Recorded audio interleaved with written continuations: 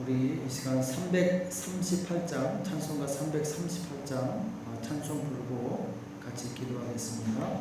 찬송가 338장 각 가정에서 찬송가를 펴서서 같이 찬양하시겠습니다.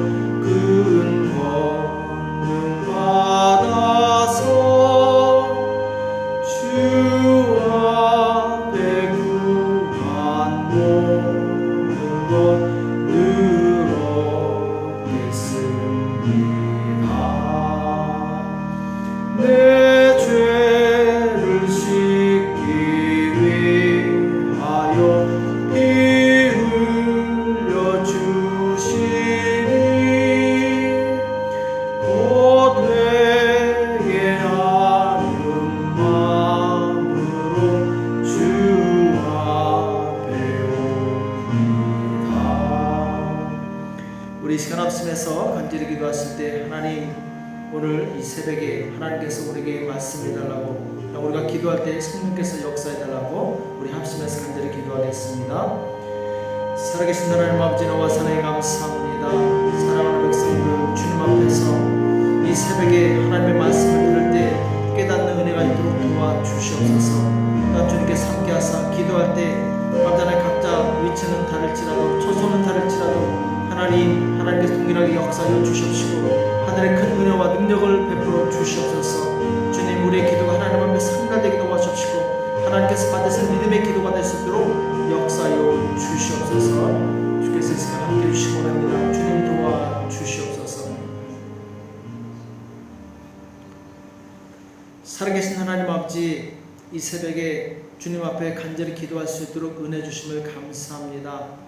지금 비록 여러가지 어려운 여건으로 인해서 각 가정에서 예배를 드릴지라도 하나님 동일하게 역사하여 주시옵시고 말씀이 생명으로 우리 안에 들어오게 도와주시옵시고 또한 기도할 때 믿음으로 구하게 도와주시오며 여러가지 어려운 환경들이 곧 극복되어서 하나님 앞에 자유롭게 예배드릴 수 있도록 우리 모두를 붙들어 주시옵소서.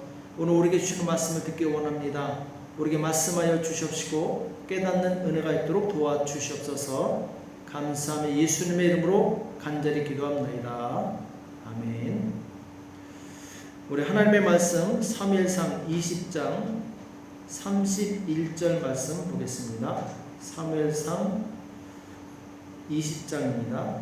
20장 31절 말씀 우리 한 구절만 같이 한 목소리로 합독하도록 하겠습니다. 사무엘상 20장 31절 말씀입니다. 같이 읽겠습니다. 시작.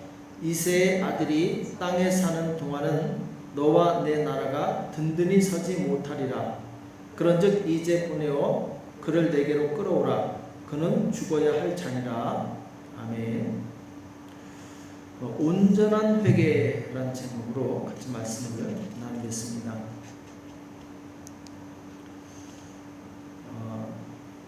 이렇게 영상으로 예배를 드리게 되어서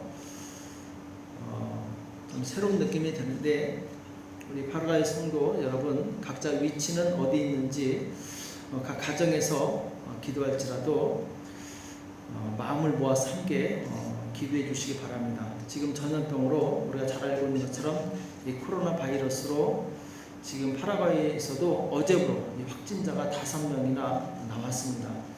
온 국민이 또한 정부가 긴장하고 있는데, 우리 저희 교회도 2주간 정부의 정책에 따라서 모이지 않고 각자 집안에서 쉬는 걸로 했는데, 우리 아순시에 있는 이 9개 한인교회 목회자들도 이번에 이제 정부 시책에 적극 협조하기로 이렇게 했습니다. 여러분들도 이해해 주시고 3월 25일까지 2주간 교회에 모이지 않는데, 교회에 모이지 않는다 할지라도 각자의 위치에서 제가 영상으로 각 예배를 올릴 겁니다. 새벽 기도하고, 그리고 이제 주일 예배, 수요 예배 유튜브로 올릴 테니까 정해진 시간에 방송을 켜셔서 같이 시청해 주시고 함께 기도해 주시면 감사하겠습니다. 두 주입니다. 15일과 22일 주일 예배 오전 11시 각 가정에서 정확하게 그 시간에 모든 성도님들이 모여서 유튜브로 예배를 들으시고, 그리고 수요일날은 역시 18일과 25일 수요 예배 역시 저녁 8시 가정에 모여서 제가 각 목자들한테 URL 보낼 겁니다. 목자들에게 받은 그 URL을 가지고 들어가서 보시기 바랍니다. 그럼 현지인들은 어떻게 하느냐? 현지인들은 이제 제가 상황을 봐서 에스파뇰로 번역해서 자막을 띄우려고 할 겁니다. 이제 실력이 될지 모르겠는데 아무튼 최대한 그렇게 해서 모든 현지인들도 같이 예배 들을 수 있도록 제가 노력하겠습니다. 자, 오늘 말씀은 사무엘상 20장에서는 이제 사울 왕이 다윗을 죽이려고 하는 그런 이제 내용이 나오는데, 이 요나단, 사울의 아들 요나단은 끊임없이 이제 다윗을 보호하려고 그러죠. 다윗을 아무런 죄가 없는데 왜 죽이려고 하십니까? 그래서 이제 아버지를 설득해서 사무엘상 19장 6절에 보면은 사울이 맹세하는 내용이 나오죠. 내가 결단코 하나님께 맹세하는데 다윗을 죽이지 않겠다. 이렇게 얘기합니다. 그런데 오늘 20장에서는 다윗이 월삭에 나오지 않았다고, 함께 식사 자리에 나오지 않았다고 막 화를 내면서 당장 그를 끌어다가 죽이겠다고 협박하는 내용이 이제 오늘 본문 말씀이죠. 이새의 아들이 다윗을 말하죠. 땅에 사는 동안은 너와 내 나라가 든든히 서지 못하리라. 그러니까 다윗뿐만 아니라 요나단까지도 같이 저주하는 내용이 나옵니다. 그런즉 이제 보내어 그를 내게로 끌어오라. 그는 죽어야 할 자니라. 다윗을 죽이려고 요나단을 보내는 내용이 나오는데, 자, 지금 분명히 19장에서는 사울이 이 다윗을 맹세코 죽이지 않겠다 이렇게 해놓고 지금 20장에서는 이제 당장 죽이라고 이렇게 명령을 하게 되죠. 근데 왜 사울이 이렇게 다시 이제 죽이려고 했는가? 자, 그것은 이 다윗에 대한 시기와 질투, 그리고 이제 미움이 아직 그 마음에서 완전히 해결되지 않았던 거죠. 그 마음에 앙금이 남아 있으면은 당장에는 넘어갈 수 있어요. 그러나 이 똑같은 상황 혹은 불편한 상황이 되면은 그 앙금, 혈기, 분노는 다시 나타나게 되어 있습니다. 그러니까 지금 다윗을 완전히 용서하지 않은 거예요. 입술로는 내가 결단코 그를 죽이지 않겠다. 마치 용서한 것처럼 얘기를 하지만 실질적으로는 이 다윗을 용서한 것이 아니죠. 그러니까 다윗이 지금 자기 심기를 조금 불편하게 하니까 당장 죽이려고 하죠. 그렇죠? 그러니까 우리도 마찬가지입니다. 우리 마음에 남에 대한 미움 혹은 과거의 상처가 완전히 처리가 되지 않으면은 언젠가 그것을 건드릴 만한 상황이 닥치게 되면은 그것이 바로 일어나게 돼요. 그것이 나를 불편하게 하고 분노하게 만든다라는 거죠. 그래서 우리는 항상 우리 마음을 깨끗하게 처리하는 그런 작업이 필요합니다. 에베소서 4장 26절에 보면은 분을 내어도 죄를 짓지 말며 해가 지도록 분을 품지 말고 마귀로 틈을 타지 못하게 하라 이렇게 말씀하고 있는데, 그날 누군가에게 분노를 하고 미워하는 마음이 생겼다면 그날 해결하라는 거죠. 그것을 해결하지 않고 남겨두게 되면 반드시 그것은 마귀가 틈을 타는 통로가 된다는 거예요. 그래서 예수 그리스도 안에서 새로운 사람이 되었으면 이제 과거의 상처와 아픔으로부터 해방돼야 됩니다. 그것을 완전히 해결해야 돼요. 온전한 회개를 통해서 우리의 죄를 깨끗이 씻을 때 우리는 똑같은 상황이 일어나도 그것 때문에 불편하거나 죄를 짓지 않게 돼 있죠. 또 죄뿐만 아니라 과거에 누렸던 화려한 영광과 그리고 명예도 동일하게 우리는 버릴 수 있어야 돼요. 그걸 버리지 않으면 나중에 똑같은 상황에서 우리는 교만해질 수 있습니다. 바울을 보면은 과거에 정말 화려한 영광을 가졌던 사람이죠. 그가 자기를 소개할 때 나는 베냐민 집하고 그리고 히브리인 중에 히브리인이고 그리고 바리새인이었다. 율법에 흠이 없었던 사람이다. 사람들로부터 영광과 존귀를 받았던 그런 사람이죠. 자, 그런데 예수 믿고 나서 이제 그 많은 영광을 스스로 배설물처럼 여긴다. 이렇게 고백하는 내용이 나옵니다.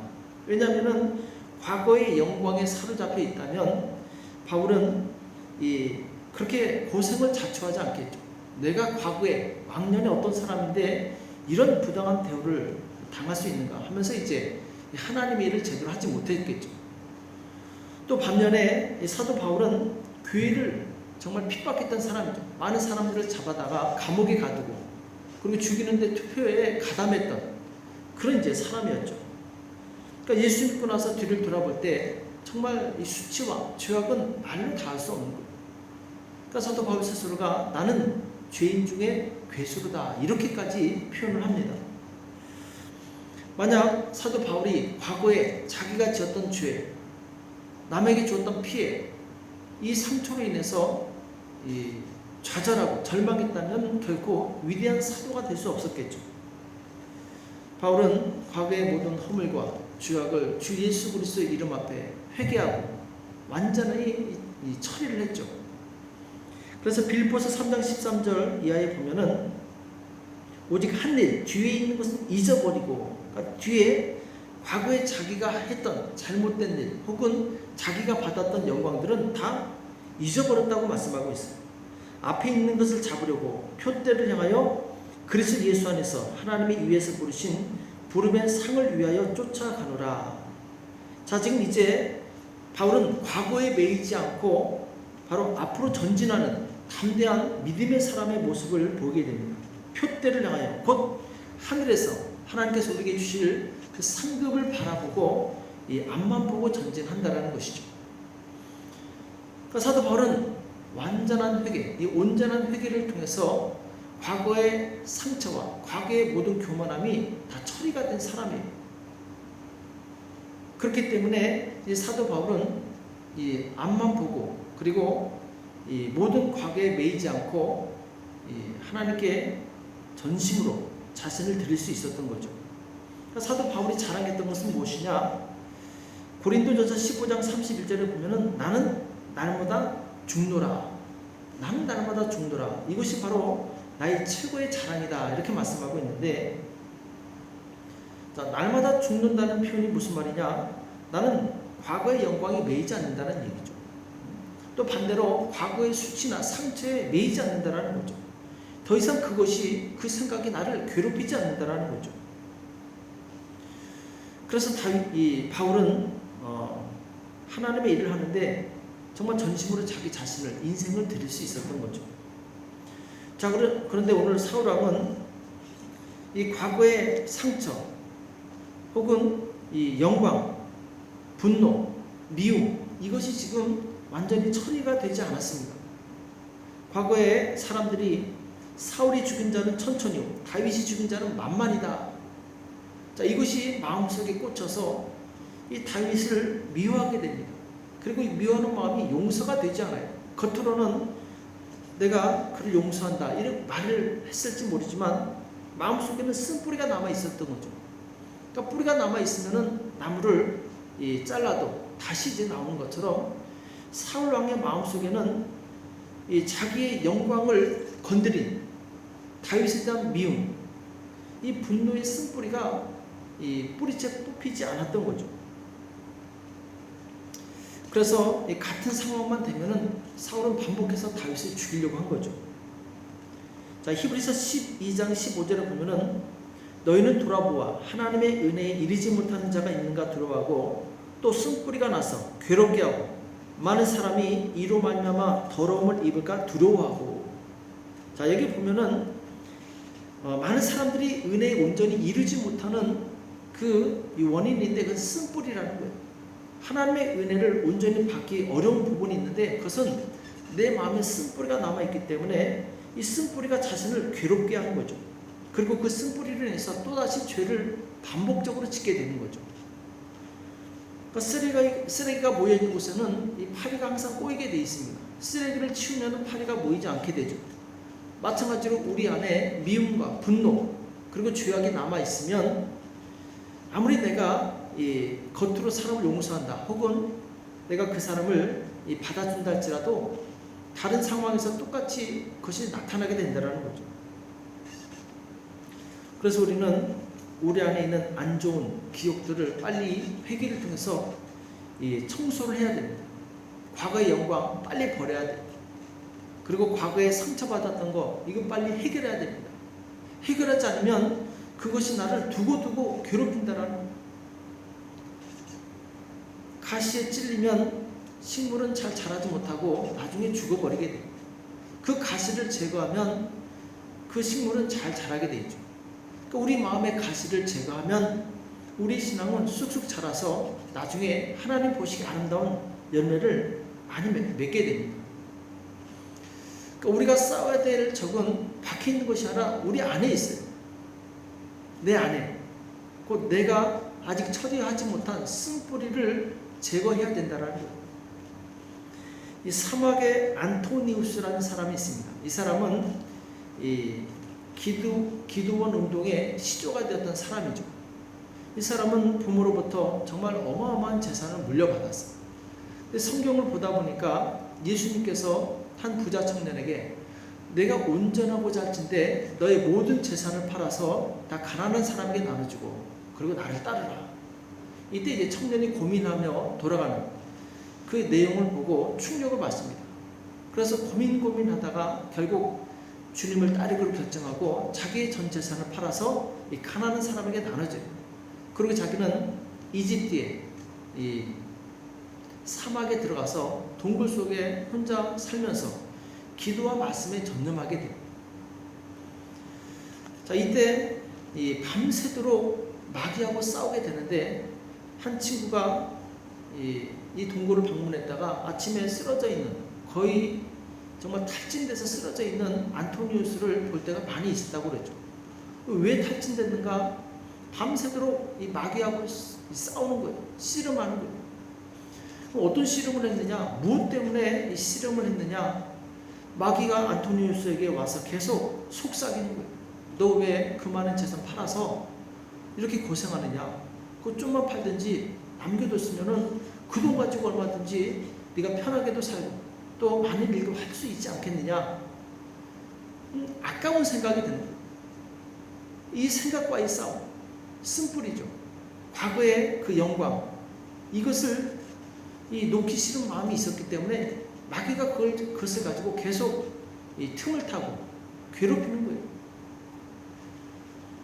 그러니까 한동안 이 안토니우스가 계속 기도하고 싸웠던 것은 무엇이냐? 바로 이 자기 영광, 과거에 그 했던 행동들, 이것을 후회하게 하는 이 사단과의 싸움이 계속되었던 거죠. 우리가 과거를 생각하면서 후회하고 또 괴로워하고 미워하는 사이에 세월은 그냥 가버립니다. 우리가 주님의 일을 하기도 전에 우리는 시간만 보내다가 가는 거예요. 그러니까 그것을 빨리 처리해야 됩니다. 그걸 처리하지 않으면 그것이 두고두고 나를 괴롭힌다는 거예요. 자, 예수님께서 이 자기를 3번이나 부인한 베드로를 찾아가셨을 때 이 서로 대면했을 때 얼마나 어색했겠습니까? 자, 베드로는 분명히 내가 주님을 위해서 죽겠습니다 이렇게까지 고백해놓고 막상 위기가 닥치니까 예수님을 3번이나 부인하고 도망가고, 정말 예수님은 볼 낯이 없겠죠. 예수님도 정말 마음에 기분이 나빴겠죠. 그래도 수제자라고 하는 자가 이 주님을 3번이나 그것도 저주하면서 부인했으니까 얼마나 마음이 불편하겠습니까? 그러나 주님은 부활하신 다음에 이 베드로에 대한 앙금이 조금 더 남아있지 않았어요. 베드로를 찾아오십니다. 그리고 그에게 3번이나 네가 나를 사랑하느냐 확인하시죠. 그 확인을 받으신 다음에 다시 그를 주님의 제자로 불러주십니다. 그러니까 주님 마음속에는 원점으로 돌아간 거예요. 과거에 베드로가 자신을 부인했던, 3번이나 스승을 부인했던 이 죄악은 전혀 생각하지 않고 있었던 거죠. 만약 그것이 마음에 남아 있었다면 베드로를 찾아가지도 않았겠죠.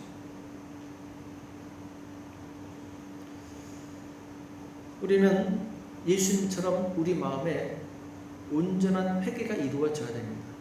우리가 회개할 때 성경에 보면은 돌멩이를 마치 멀리 바닷속에 던지듯이 우리가 죄를 회개했을 때 그 죄는 다시 돌아오지 않는다라고 말씀하고 있습니다. 그래서 내가 온전한 회개를 통해서 남을 용서하고 남에게 걸려있는 것이 없을 때 바로 이 하나님께서는 그 다음 단계 우리를 통해서 하실 일을 하실 수 있다는 거죠. 그래서 우리는 남을 용서하는 것이 필요합니다. 다른 사람에 대한 미움과 원망이 내 마음에 있으면 그것이 걸림돌이 되고 사단의 이 틈타는 통로가 돼서 계속 이 고통을 당한다는 거죠. 신앙에 이 전진이 없다는 거죠. 또 동일하게 자신도 용서할 수 있어야 됩니다. 우리는 정말 인생을 살면서 내가 왜 그렇게 했을까 후회할 때가 많이 있어요. 또 실수도 많이 합니다. 그것 때문에 괴로워하고 심지어는 이 병이 든 사람도 있죠. 내가 왜 그때 그랬을까? 왜 내가 거기에 투자했을까? 내가 왜 그때 사업에 실패했을까? 자, 이런 모든 실수와 허물도 우리는 스스로 용서할 수 있어야 됩니다. 그럴 때 우리는 바로 자유를 얻을 수 있어요. 많은 사람들이 과거에 매여서 앞으로 전진하지 못합니다. 예수 믿는 사람들도 과거에 매여서 정말 하나님이 기뻐하시는 그 일에 전진하지 못하는 경우가 많이 있습니다.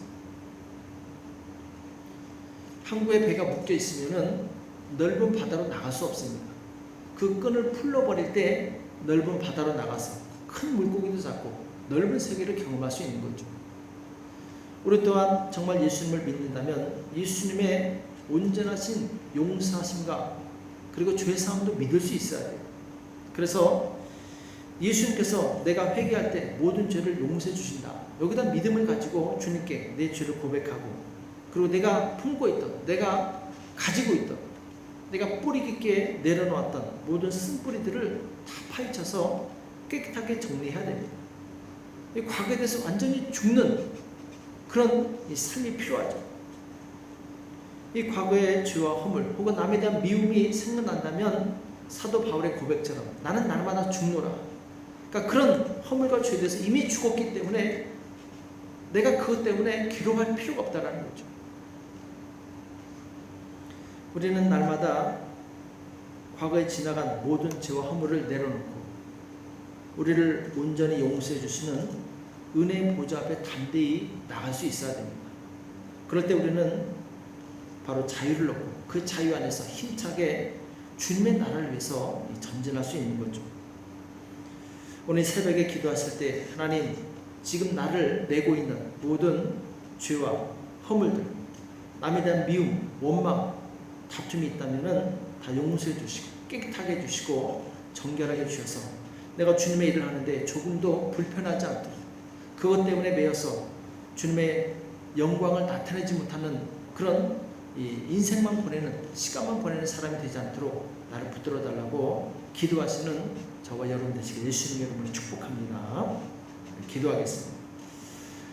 살아계신 하나님 아버지, 오늘 우리에게 말씀해 주심을 감사합니다. 사울이 다윗을 온전히 용서하지 않았을 때 스스로도 괴롭지만 결국 그가 정말 그 죄로 인해서 하나님 앞에 더 나아가지 못한 것을 우리가 교훈 삼게 도와주시옵시고, 우리 마음에 남아있는 미움과 원망이 있습니까? 또한 내 스스로 용서하지 못하고 정죄한 적이 있습니까? 주님, 예수님의 보혈로 다 씻어주시옵시고 온전하게 해 주시옵소서. 그래 이제 사도 바울의 고백처럼 나는 날마다 중도라 죄와 허물에 대해서 죽고 이제 표대를 향하여 앞에 있는 천국을 향하여 담대히 전진하는 우리 모두가 될 수 있도록 도와주시옵소서. 감사하며 예수님의 이름으로 간절히 기도합니다. 아멘.